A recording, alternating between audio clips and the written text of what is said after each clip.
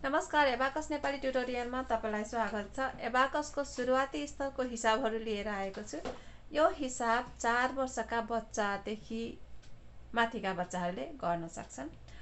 यो सुरुवाती स्तरको हिसाबमा कुनै पनि सूत्र नलगाइकन शुद्ध नम्बरले आएको नम्बरलाई या त जोड्ने हो या फिर घटाउँदै जाने मात्रै हो। यसो गर्नाले एबाकसमा चाहिँ नि रुचि पनि बढ्दै जान्छ। एबाकसमा गर्ने तरिका पनि डेभलप हुँदै जान्छ, विकास हुँदै जान्छ।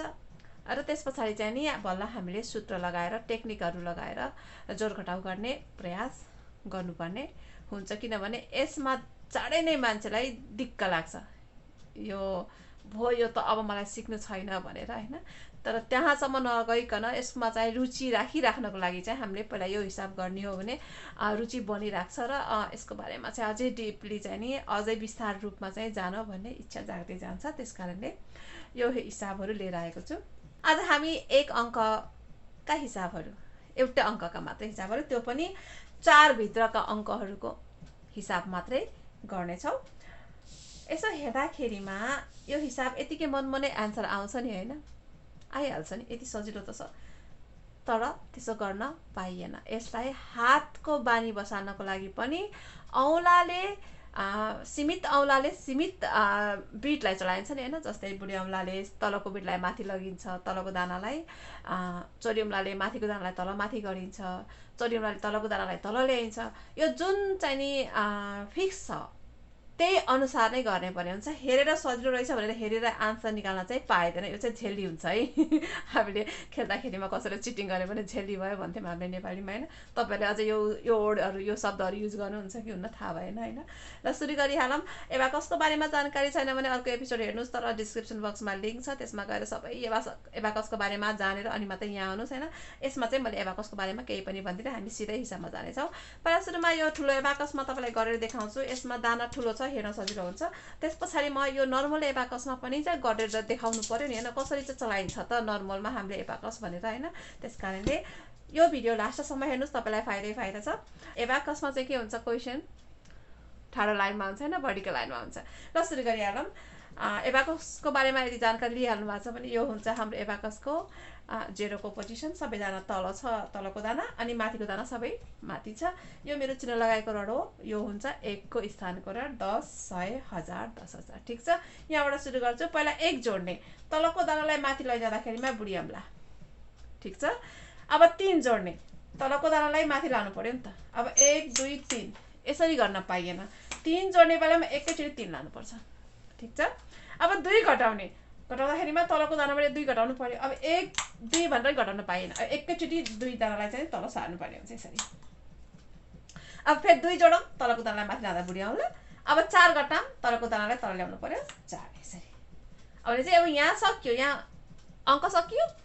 अब यहाँ पनि कुनै पनि दाना यो रडलाई छोएको छैन भनेपछि कुनै पनि दाना चलेको छैन भनेपछि यसको आन्सर के भयो त, 0 भनेपछि तपाईले आन्सर यहाँनिर लेख्नुपर्ने हुन्छ। अब 2 नम्बरमा जाउँ। 4 जोडौँ, 4 जोड्यौँ, 1 घटाउँ, 1 घटायौँ। यहाँ के हुन्छ भने एबाकसमा अङ्कको अगाडि केही पनि लेखेको छैन, त्यसलाई जोड्नुस्। अङ्कको अगाडि चाहिँ हाइफन या फिर यो माइनस चिन्ह आउँछ भने यसलाई घटाउनुस्। अरु केही यसमा गाह्रो छैन। ठीक छ।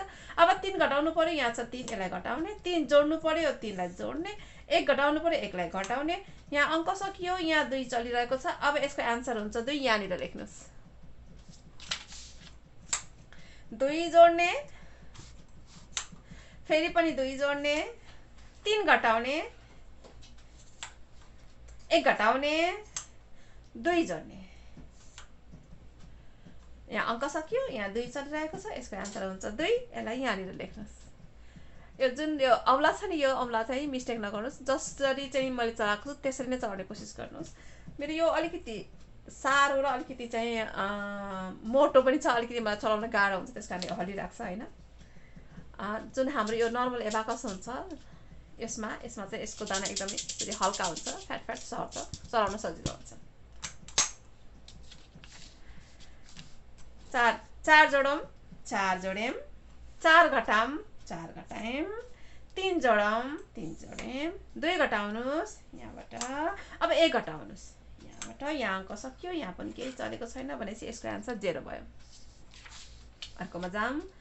1 जोड्ने, 3 जोड्ने 4 घटाउने 3 जोड्ने 3 घटाउने यसको पनि अंक यहाँ सकियो यहाँ पनि केही चलेको छैन यसको पनि आन्सर भयो 0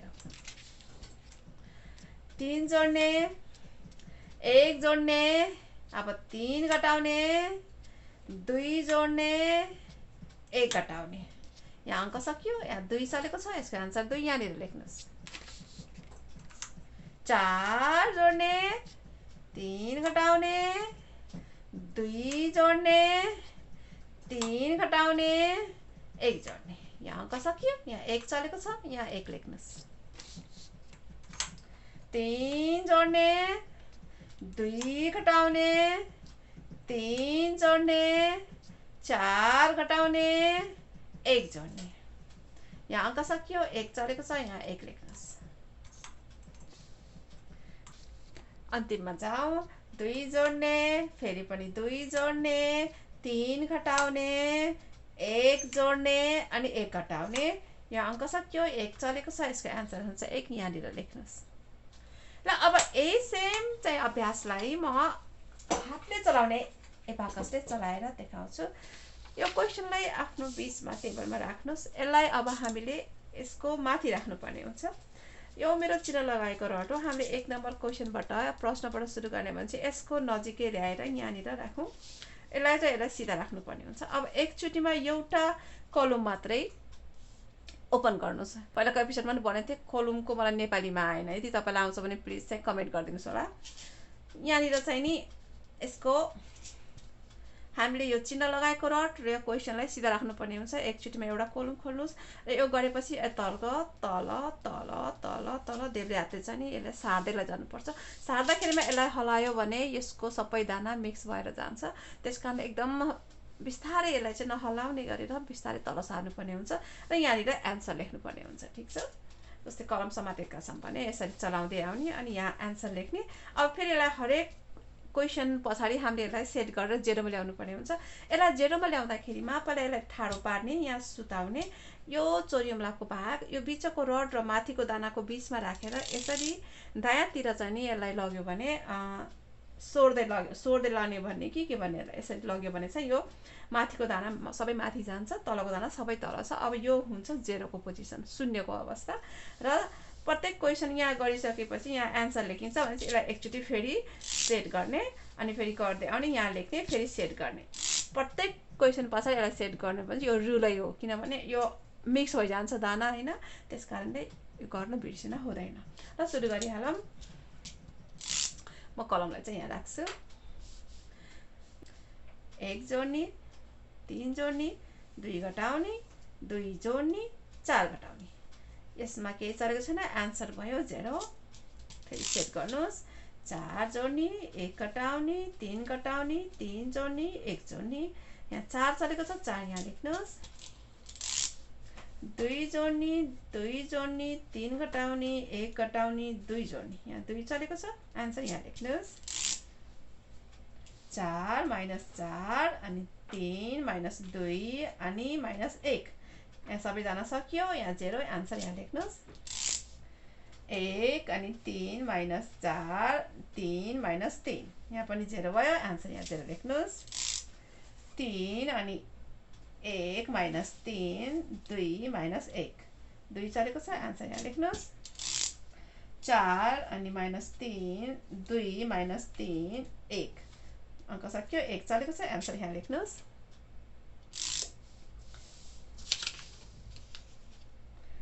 3 - 2 3 - 4 1 आन्सर यहाँ लेख्नुस् 1 चलेको छ यहाँ 2 2 - 3 1 - 1 आन्सर 1 यहाँ लेख्नुस् हामीले यो पढ्दाखेरिमा कसरी पढ्ने भने 1 3 भन्ने जोड्ने भनेर याद गर्ने अनि -2 छ यसलाई माइनस हैन अहिले हामीसँग एउटा मात्रै संख्या छ थोरै छ त्यसकारणले सजिलो हुन्छ -2 भनेर पढ्दा पनि हुन्छ तर जब अंक बढ्दै जान्छ नि हामीसँग टाइमको चाहिँ कमी हुँदै गएपछि हामीले यो माइनस पनि भन्दैनौं प्लस पनि भन्दैनौं हामीले चाहिँ त्यो दिमागमा राख्ने र 100 1000 यस्तो 10 50 भनेर पनि गन्दैनौं हामीले स्थान पनि गन्दैनौं खालि नम्बर जस्तै 1 3 5 4 यसरी भन्दै जान्छौँ। स्थान पनि दिमागमा राख्ने, माइनस प्लस माइनस पनि दिमागमा राख्ने, केही नभन्ने, बाँकी हामीले यसमा चढाउने मात्रै। त्यसको पनि बिस्तारै प्र्याक्टिसमा गराउँदै जान्छु होइन। यो भिडियो कस्तो लाग्यो, यो क्वेसनलाई चाहिँ आफूले फेरि एकचोटि गरेर हेर्नुहोस्। सानो बाबु नानी हुनुहुन्छ भने यस्तै किसिमका आन्सर, सानो बाबु नानी हुनुहुन्छ भने यस्तै किसिमले चाहिँ नि क्वेसन बनाएर दिन सक्नुहुन्छ। यदि अरूको एक्सर्साइजको अभ्यासको जरुरी छ भने मलाई कमेन्ट गर्नुहोस्। सायद यो भिडियोमा गर्न नपाउनु होला, किनभने यो भिडियो म किड्सको लागि चाहिँ नि सेटिङ गरेर राख्छु। अरू भिडियोमा गएर गर्न सक्नुहुन्छ। अर्को चाहिँ भागमा मैले 9 सम्मको दाना, 9 भनेपछि हाम्रो यहाँ तल 4 भयो, यो 5, यो 9, यो 1 रडको चाहिँ नि मैले हिसाब लिएर आउनेछु। त्यति बेलासम्म सिक्दै रहनुहोस्, सिकाउँदै रहनुहोस्। फेरि भेटौँला, टाटा।